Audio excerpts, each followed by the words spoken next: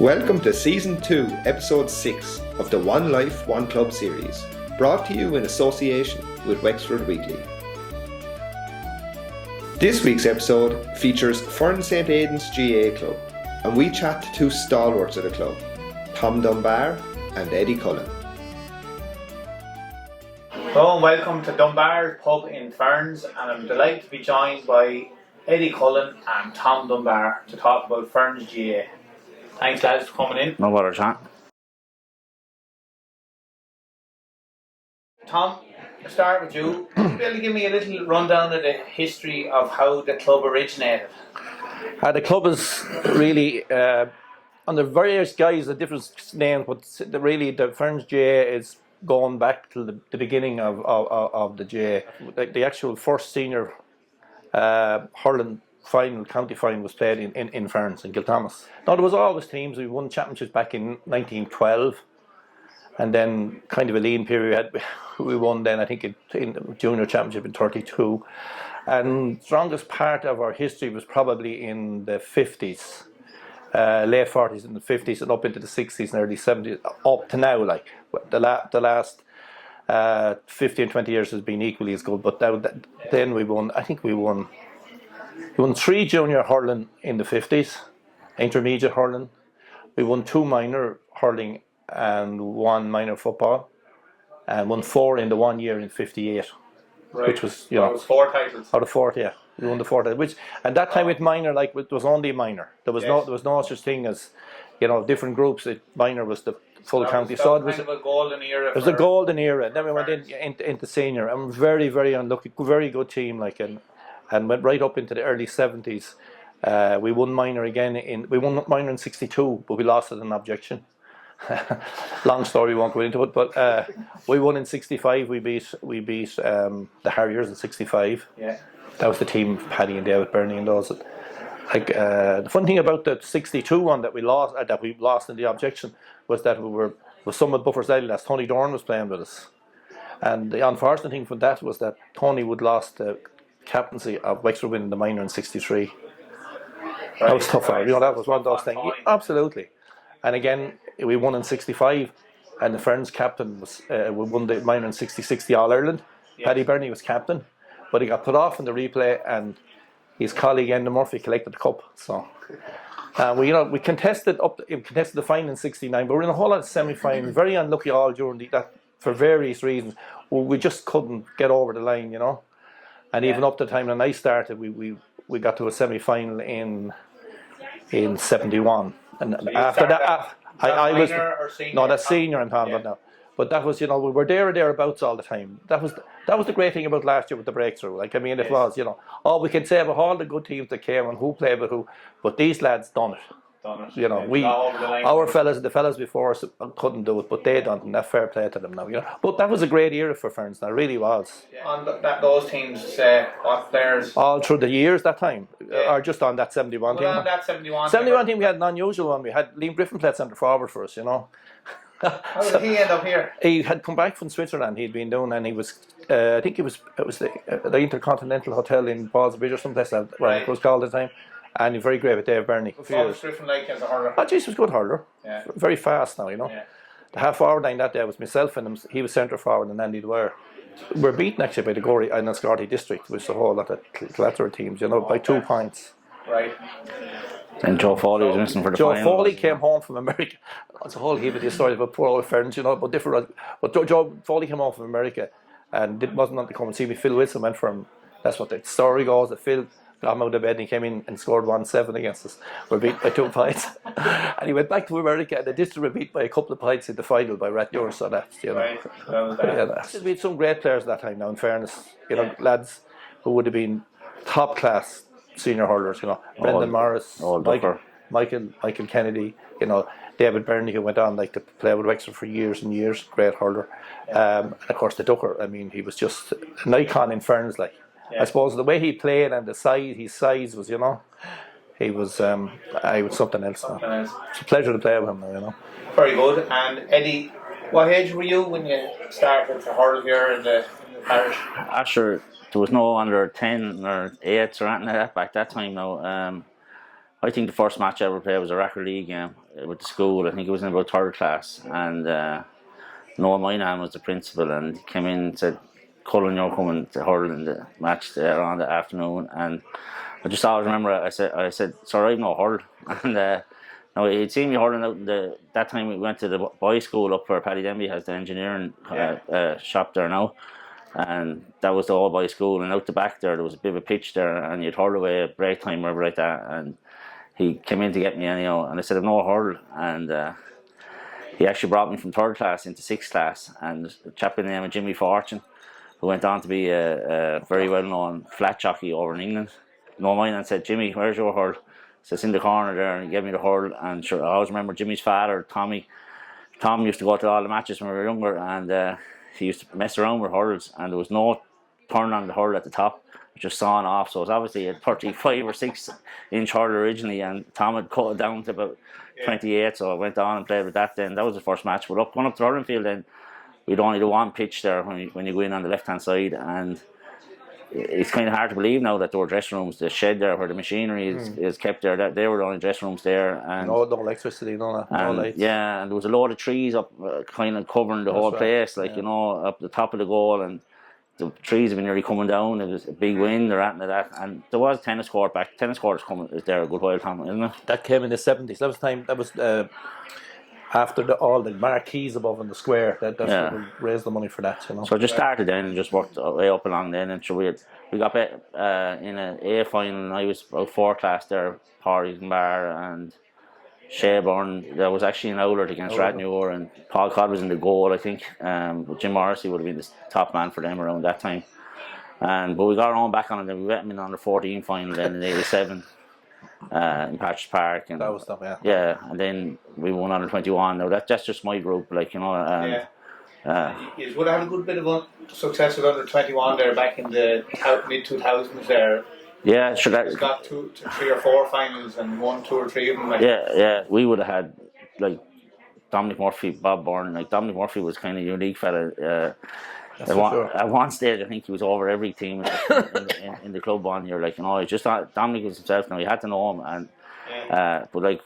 I was characterable. We as young fellas, we adored. Whatever Dominic said was gospel. Like, you know, you didn't know what way you'd be going to a match or anything like that. You could end up the back of it. Wouldn't be early, anyway. Wouldn't be early. I think one day for the Féile in Scarty, we ended up 5 or 6 of us or more being thrown into the back of a old Dunno skipper lorry or something like that, you know. And the shores on the side of it and pulled down. And Dominic said, "Don't start the gear and the hurl." It was great crack, like, and all that now, you know. So, but them teams then, they would originate then from sort of Saturday morning training, start up in the field with Pat Byrne, Joe, and Pat Byrne, Joe, and Shamey, yeah. Shamey, yeah. So that'd be kind of James Tonks' era then, from them down, like, and down right as far as Paul Morrison below that, and. So you had James Tonks. Yeah, and Bitsy, have you been at that age group? Bitsy, Tommy Dwyer, Johnny Dwyer. John Breen. John Breen's a year older. I think Bitsy, Tommy, Johnny are all the same age, and they had a great rivalry with Owlert now coming up along. I think Owlert won. From under 12, under 14. Yeah, Owlert won 12. Took all the time with them. Ferns won 14s. Owlert could have won juvenile. We won the minor, and then we won 2 under 21s, and then we won 2 or 3. Like, you know. So they were actually, and in fairness, now they were great games. Now even just to go look at them and that, now with big crowds at under 21 games, like. And a lot of those players went on and are still playing for Ferns. Oh yeah, sure. They were the backbone of that whole kind of era. Really, the great service they gave. Like you see fellas like Tommy Dwyer and Bitsy, Benny, Benny and John Breen. I mean, it's unreal. All in their late 30s now. They're up getting up there. I think Benny and James Tonks are 39, John Breen 38, and the rest of them are 37. So it's fair going last year now to win the final after all their heartache and all that. Like, you know. Fair play. Tom, what would you consider your highlight of your club career, be it as a manager, player, or just supporter? Well, as a supporter, like last year, I mean, I honestly thought I was got to the stage that I wouldn't see us ever win the senior championship. That's to be honest with you, because we were so unlucky. I remember the 60s and played in the early 70s with a good team, really good team that was capable of winning the championship. And we hadn't teams after that until we're saying that the 131, and they were serious teams. I mean, we had Owlert beaten a couple of times. We just couldn't put the final kibosh on them. Fair play to Owlert, like. Yeah. But that team was really good. It was excellent, you know. And you couldn't praise them enough. And the way they stuck at it, the way all them lads stuck at it, and still there, yeah. And then to come out winning, I thought really we wouldn't see it. That was, there can never be a bigger highlight. I think, No. you know, myself playing, like I was like Eddie. We started with with school up here. I mean, playing for Ferns was a big thing for me and for Eddie as well. I mean, it meant a lot, you know, to get on teams. But you kind of came after the golden era. That's right, just right on the end of it. Like I was the chap. Oh Jesus! I mean, I remember that time. You know, I was this chap who hardly spoke in the corner, which is very most unlike me now. But I mean, that was just the way I was. Like that, I was looking up to all these lads. I was delighted to play with them now. You know. Yeah, and what did the win last year mean for the whole village? For the whole parish, it was just. It's very difficult to win towards though. I don't want to over exaggerate it. It's just something. We were on a high. We were walking on air. That's the truth now. Anybody involved, like I've been involved since I was a small chap. The bar here, like, would be, you know, you could be knocked down with hurling balls and nearly want to wear a helmet some nights. You know that. But that's just the way it is, like, you know, and then to hurling mad play on all as was, like, and I mean, it was the sixth final. I think we were playing. It wasn't a time. I think we were beaten in 5 senior finals. I think 3 in the 30s or something like that. No, we're beaten in 39, 40, and 41. And then we gave Owler a good rattle in the county final. Yeah. We weren't too far off, and 13, but 12. You know, we definitely probably should have beaten them. We had played against a strong win down in Exeter Park. It was only the quarter final. I'm not saying we would have went on to win or anything like that now, but we would have won. But we were 7 points down at half time. We got back and led probably by a point with 10 minutes to go with a strong wind. And I think we went 3 up and Rory Jack got a goal and missed a few frees. Yeah, missed a few frees. Went to extra time and they bet as well in extra time. But we definitely should have beaten them that day, you know. But even the year we got played them in the county final, I mean, we got off to an absolutely woeful start, like. And still we got back to them. And you were ahead actually going into the last 5 That's right. That's right. With the older team, like, you know, from 1 to 15 and 16, 17, 18, so we're all kind of, there was 7 or 8 match winners, like, you know. Yeah. And Eddie, from your own playing career, what was your highlight? Won an under 21 in '95, I think. Was good. That was Shells. Yeah, actually Ross in the final, but Shells in the semi-final. And we wouldn't have been touted to win it. So when you win anything like that, when you're not really fancied or one of the favourites, like, it's even better. Then we won a couple of intermediates. Then 90.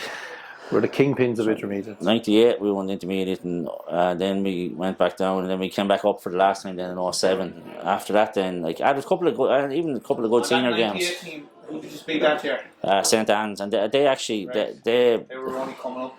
They had won the junior, I think, in 97, and then we beat them in the final 98, and they won intermediate in 99, and then we met them in the senior semi-final in 2000. Belfield, and they beat us a horrible wet day. We were poor now. We couldn't score a free for there till now. But in fairness to Dan's, then they bet well fancied older team in the final. You know. Yeah. Tom, who would you consider as the best players that you've seen playing for Ferns over your lifetime? Yeah, well, not counting, going back to my time or before my time, and the older lads, like that Edward maybe said of the more modern generation. I mean, like I was back, Brendan Morris, Michael Kennedy, you know, David Burney, Paddy Burney was a magnificent underage player, like, you know. He had the brother Michael, who I played in a Leinster final with years ago, back in 1970. He died. He was buried last week. Or mercy on him. But of course, Andy Dwyer, who was to me, he was played for so many years and was so underrated, like, you know, really was fabulous player, absolutely, and so skilled and a phenomenal club man to the backbone, and his daughter and his wife there leading the way there, washing jerseys, and Sinead is a great club woman there. She looks after everything with the senior team, and she's secretary of the club, like. So and after that, like, it was as like Edward was a great, genuinely a really great club man and great good player for the club, you know, and. Was the net for absolutely.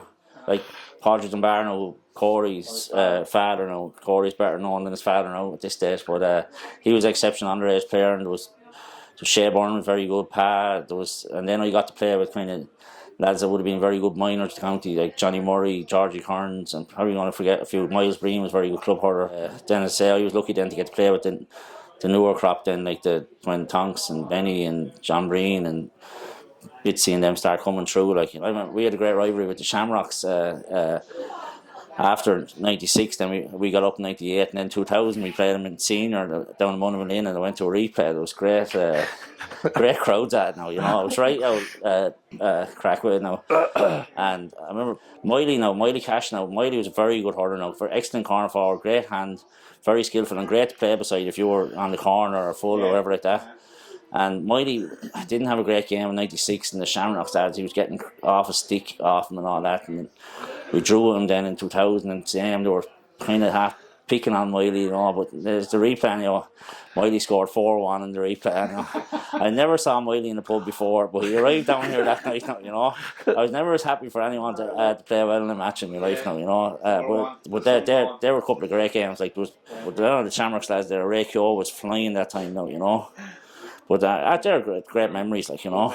Yeah. Can you think of anyone else that you hurled with that stood out to you? Apart from the modern day lads, like that's the one the county final there last year, you can go through them, like James, outstanding. James and Tommy Dwyer are probably the two most consistent hurlers over the last 15 years we had. We had Benny, John Breen, Johnny Dwyer, Bitsy, all the other lads, and then you bring to Paul and Gavin and all them. But like of the older fellas, then I remember I didn't get to play with him much now or anything like that now, but Tom would have played with him. Choppers and Bar, who'll be an uncle of Corey's, he was toughest hurler I've ever seen playing for Ferns now. He was so solid, and it's kind of a famous story about him in the '89 county final. Tom, you can tell he was in trouble with his knee, was he? Or yeah, but I think more lads were covered more their knees and their ankles after him. But he was a good hurler now as well. Now, in fairness, that '89 final, Billy would have been the top man in the county. He hurled ears off. Billy was causing a good bit of trouble, and Choppers he got an injection, I think, in his knee or that's right. No, his ankle. Yeah, it could be his ankle ankle. For that morning, and came on and kind of held Billy in the second half, and Ferns went on. And Corey would have been favourites, Tom, wouldn't he? I'd have been on the end of my time when I played with Choppers, but he was very, very good now too. Paul and Choppers. And what position was he? I played midfield starting off, like, and then centre back, you know, centre forward. Played it centre forward. Just no fear in it. No fear. He put his head in where he wouldn't put a hurl, like, you know. It's madness now, really. You know, but Shea Byrne was very good. Niall Maguire, excellent. Sure, you have to mention. I have to say about Niall, I suppose, I'm related to him now, but I'm going to forget some fellas, and I'm probably going to get pasted now some night. But Johnny Murray and Vinnie Murphy. Johnny Murray, very good underage players. And I have to say, like, I was over under 18 for a good bit. The best underage player we probably ever had was Ducker, nearly, I'd say. The young Ducker was the best. Ducker, He was just outstanding now, you know, really was now. You know. Brilliant. He went for soccer trials, didn't he? Newcastle? He played with Newcastle for a couple of years, but I think he also, I'd say, he was very, very young when he gone. You know, very, very good footballer. He scored a goal in a record league football final in Belfield. Trying not to exaggerate, I think we were 2 points down with nearly a minute to go, and he ran up to take a short kick out off one of our lads, and I actually happened behind the goal, and he just weaved his way in and out the whole field, got to about 10 or 15 yards out, bang, top corner, whistle blew, Ferns won by a point. Like, he was one of them players at underage. Darren Murphy was a lad, he wouldn't have been the greatest hurler of all time, but he'd do a right job for you. He used to mark Billy Byrne again. We used to a right out rivalry with Corey that time, you know, as well. And he'd walk on him and just awkwardness and everything, and Billy hated hurling on him anyhow, you know, that time, you know. Tom, we were just talking about the unsung heroes there. You mentioned the Dwyers there doing washing jerseys. Would there be any other people there that you could think of that were doing great work behind the scenes? Actually, we lost a few people. Unfortunately, they died before we won the championship. Just a few now. That, I mean, Dominic was just he actually. The boys went down with the cup to him, so he died shortly after that. Unbelievable amount of work. Tom Guinan. You know Tom yourself. Yeah. Unbelievable amount of tickets he saw, the amount of time in the field. Then people like Elsie Dunbar, who would be Corey's grandmother now. Woman non-stop working for the club, you know, so on every committee and every match. Jack Byrne would have sold. Jack Byrne would have sold tickets. If we can't mention, you probably want to leave out somebody, and I don't mean in any. There was a lot of people, like, and particularly when things were down. As one fella I always remember, like, when we weren't going that well. I mean, Paddy Murray, Johnny Murray's father now, Johnny, absolutely great character. But I mean, when things were bad, he was really into the forefront, and it was. Well, we're very lucky, like George Murphy is a treasure there. Brilliant fellas now. 10 or 15 years there, treasure, and like a Sinead, sure, I mean, and club is, and Joe Morris is Joe chairman at the moment, Paul's father, and then we've had 3 or 4 young fellas now, fantastic chairman, like back to Johnny Sinner. We actually ran 2 of the €20 ticket draws like in the last a lot of money. 15 or 20 years, and that's heavy going. And in fairness, like we had an office over there. Johnny Sinner had one of his stalls for rent over there on Johnny's shops, and there was a map of the county in Kilkenny, Carlow, neighbouring counties, with military precision. I couldn't believe it now. Every road, every single byway was covered, and you got that, and you had to do that night, But there was people that went out and sold tickets and spent 2 or 3 hours that night, would have no affiliation to the club at all, Tom, and just. All you have to do is go up and look at the facilities you have. Yeah. They are very good. They're great now. 3 or 4. I was up there walking around the other day, and actually you'd be full of pride with it now. After all you have to see, because I remember going up there with the feeling, you go up maybe at start the year and the grass would be that high, you'd be trying to get somebody to cut the grass and stuff. Such a difference now. It looks, the whole place looks a picture, Yeah, so we only turned on the floodlights for the first time there on 2 weeks ago, Tom. Yeah. So that you have them like when State art gym. There's that's bloody well, And all that 3 full pitch. People doing the Absolutely, without it. But like and the support of the parish and the surrounding parishes, Like we'd have great rivalry, let's say, with Buffers Alley over the years, and Monagear, wherever, St. Pat, any place around. But by God, when you go to sell tickets, these people there's buy, no problem, there's no problem, the great support, absolutely. Eddie, can you think of any lads that are jokers around your time in the dressing room, or sure. with the messers of the group? Plenty, like sure. There's 2 Tonks, my father and son now, John and James. Now the stories you could tell and you couldn't tell now on this, but like there's a couple of them. I remember James. We won the intermediate in 07 against Rathnewer, and he couldn't get up off the ground when the final whistle went. He said his knee was gone. He thought he was doing his cruciate or something. I had the lads to lift him off. 24 hours later, he was on the pool table in Doyle's dancing to Walk of Life by Dire Straits. So I don't think the cruciate was gone on him. And then, I'm sure his father then is I very witty man too now, John. And in fairness to him, he's a great, a superb club man. He's been over underage teams for the last 30 years. But it's very quick on the with Dancer, and you were playing. I think it was a relegation final. Tom, you could have been still talking about it. We're going bad now, and Tom Guinan was manager, and Tom would never say. He'd always encourage you, no matter how bad you be going. Tom would always have, keep it going or come right for you or whatever like that. Half time came anyhow. I think we were 8 or 9 points down, and usual thing, lads, weren't going well, and there's going to be a few subs. And the first 2 lads to get curly fingers are always the 2 corner forwards that time, So Tom's the corner forward, so Tom Guinan was after making a bit of a speech, and just before going back out, he says to John, we're giving you a rest there. I'm not tired, Tom. Says John. No, we're giving you a rest. I'm not tired. I don't want to go off. I'm not tired. So I think Andy Dwyer, you're coming fucking off now, Tonks. And that's it. Tonks looked at Andy and he just walked straight off. He didn't put up any effort. But like Elsie in the bar, she was on pitch. She'd look after you like a mammy now when you're under 12 or 14. Yeah. Like go to every match and up in the field every night, And like anytime you win at and like you just love winning for the likes of them, I just plenty over the years, I think the lads there now, I think that on the current team. There'll be plenty there, like Benny will be a messer there, who else? Patrick Green. Never hear any more about this goal he scored. Sunday nights here now when he gets a few jars in him, he starts reenacting the goal there, running in from the lounge into the bar, kicking the ball into the back of the net. I thought the best one I heard for a long time, and this is Eddie Kelly. Dowdall, the fullback for Wexford. He was telling me that's a couple of years ago. He was outside and he was telling me about playing minor. We was playing with the boys' club. That was the underage team in that. That was that 57-58 period. Yeah. Don't know which year, but one of those years we were playing Ferns in the semi-final. That time, just the districts would play, and then you played the 12 district in the semi-final. I was a big fella, he says, and I was as near big that time as I am now. And he says, I was giving the Ducker a rough time, he said, And Duck was a little small fella. Yeah. I don't know if he said I had blocked him or knocked him down or something. The next minute I said I got 3 or 4 smacks of an umbrella across the back of the head. He said, "Way you big old bully," he says. "Go and pick on somebody your own size." Mrs. Fortune. She flattened him. With the brolly. With the brolly. And lads, we're going on to the friend or foe. So I'm going to call out a list of clubs there to you, and whatever you think of them, lads, just give your opinion on them. Alright, so we'll start off with Owler the Ballot. On the field fours, but the friends, I would never, you know, Dowler to sound, you know, absolutely. I wouldn't go any further than anybody you the play field, against you is know. a four when you're playing them. Yeah, but I would be like, we've been breaking our hearts there for 10 years there, like, you know.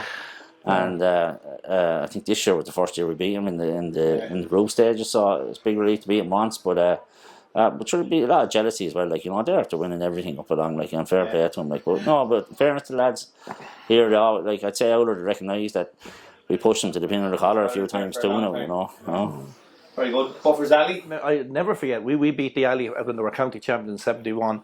They're a crowd that really, they don't like getting beaten, fair play to them, you know. But the soundest fellas in the world. I mean, the late Barry Murphy had been a great friend of mine. Yeah, and he was a real gentleman. Great character. I mean, you have Tony, the one of the greatest men ever put on the purple and gold. I mean, they are themselves. And on the field, fours, off the field, couldn't meet better fellas. Yeah. Money Gear. Say, well, I've half to be customers of money. I can't really say, I wouldn't.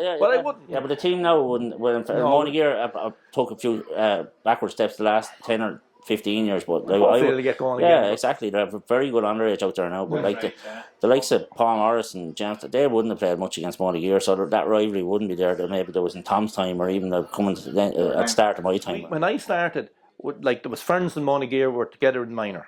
Yeah. And I like the two Rowsums heard Tom Breen, you know, Matt Flynn in the goal, had John Stamp, or the version he was playing. And we had a really great minor team. Beat an objection in the semi-final. Like that time, the parish were combined. It was over a birth cert or something like that, I think. No, that was kind of, again, I'll tell you what happened. The true story of that was that, number one, the fellow was overaged. That's number one. That's a definite truth. But we didn't get done on that. The team wasn't registered. Would you believe that? We'd won the Gorey District. We'd beat the Alley and Owler. Because you were joined and wasn't registered? For some reason. Very good. Next club we'll move on to, lads, the Shamrocks. The Shamrocks, yeah. Well, no, there would have been a rivalry there, but it's the same as what Tom was saying. I started working in Scotland all my life. Like, I got on great with all of them, like, you know. And I think a bit of rivalry makes for it, like, you know. The team now wouldn't have the same rivalry with the Shamrocks as regards my team or whatever that. Well, the Old Shamrocks had a great connection here with the bar. Like, I mean, my father, they used to play games in Ferns, and they always came here. Always, religiously always came here. And then the won championships around the Old Shamrocks always came here. And actually, even when my mum died, she's dead about a little over 20 years ago, there was an actual mass card from it was the Old Shamrocks. So we certainly couldn't say, you know, anything bad about the Shamrocks anyway, you know. They were on the field different now, but off the field. On the field, it's different. Absolutely. Without thoughts on the Rapparees. But the lads now would have a very big rivalry with the Rapparees. Like, but it'd be, again, healthy enough. I know Paul Morris and Liam Ryan and Kevin Foley, they'd kill each other on the pitch if they got a chance. Like, but we were a long time getting the better. We had to get them better the last 3 or 4 times. Like, and sure, last year's match was plenty of talk after it, like, you know. But religiously, Ferns teams went to John Dye's pub, like, you know, and he'd support us with anything that'd be going on out here, like, you know. And if we won a cup or won a county final and it was in Wexford Park, we'd have to stop in John Dye's on the way home. Last one, lads. I'll I wouldn't have played much against Islegate. Maybe when they were up senior, we were down intermediate, and vice versa. Again, not much underage, but like as Tom said, in our time, like, you had to win your district to get to a county semi-final or whatever like that. Like, so you probably meet Alley like in underage coming up along in every grade, like, you know. So that's, you build up a big rivalry that way, like, you know. Lads, we're going to do the Know Your Club quiz. So I'm going to throw 6 questions at you there, lads, and you can work together and you can give me your answer there then whenever you get it. Alright, so the first one is, Ferns won the Under-21 Premier Hurling titles in 2005 and in 2007. Who were the captains of those 2 teams? Johnny, 05 and 07. You know Tom? No. James Tonks was definitely one of them. You know, I think he's the first one. I'm really sure Tommy Dwyer was captain of the second one. He was, yeah. Tommy, James Thompson, Tommy Dwyer. Yeah. Number 2. How many intermediate hurling titles have Ferns and Aidans won? Not as Ferns and Ballingale. Just as Ferns St. Aidans. When did you win? I won 2. You won 2, did you? I won 3. 3, 5. Well, Where are you going back to now? When's your first one? I think it would be 6, I'd say. Correct. 2 out of 2. You're flying. Number 3. James Tonks, lads, is coming up again. Played in the 2008 Eddie Brennan. final. Eddie Brennan. Eddie, does he gets it? He still gets it. He still gets it. Is that the question? Is that the question? No, the question is, what number had he on his back that day? Number 4, was it? No, he wasn't supposed to start, Tom. Oh, was he not? No, Paul Roach, I think, got injured or something like that, and he was only starting. Jeez, we guessing 21 or something, or 23 or something like that. No, 21. Correct. Number 4. St. Peter's College won the last of their 4 Senior A All-Irelands 50 years ago, back in 1973. Who was the Ferns man on the team? John Moynihan. Correct. That's one of the John catches out. Number 5. In what year did Paul Morris make his senior championship debut for Wexford? No, championship. Yeah, I think he came on against, or played or came on against Galway in Nolan Park. 10 or 11, what years now? 2023, 12. So I go 2010. Yeah, you're bang on, Eddie. Yeah. Against Galway. You were there, Yeah, Nolan Park. Very good. 5 out of 5, lads. Cheers, we may catch out with one. Well done, Tom. Clonkill beat Ferns in the Leinster Intermediate Final in 2007. Who did they beat in that year's All-Ireland Championship? In the final. in the final. Tommy Larkin's a Galway. From Galway, yeah. Yeah, 6 out of 6. Back next year with 2 No, hard ones.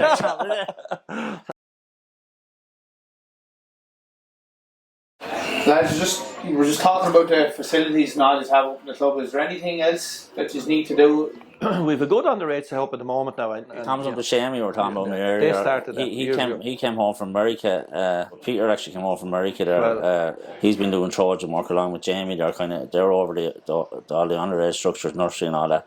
Yeah. So it's busy up there with Saturday morning, Wednesday nights, and the floodlights now have been the last big thing we've done there now, and they're completed now. So yeah, we have to try and do something with the actual the sod themselves. Maybe it needs to get a bit of a maybe sanded. I don't know. You're talking about somebody who knows absolutely nothing about land, but I mean, I know the lads are saying that has to be done. Yeah, we've moved the old pitch now is in parallel with the new pitch. Yeah, the best pitch. You know, that's what with the lights on the old pitch. You know, the old pitch. And we moved the goalpost all up and the gym and that, like, you know, we don't be in it now, but and fairness to the players, like especially the seniors there now, they make plenty of use of, like, you know.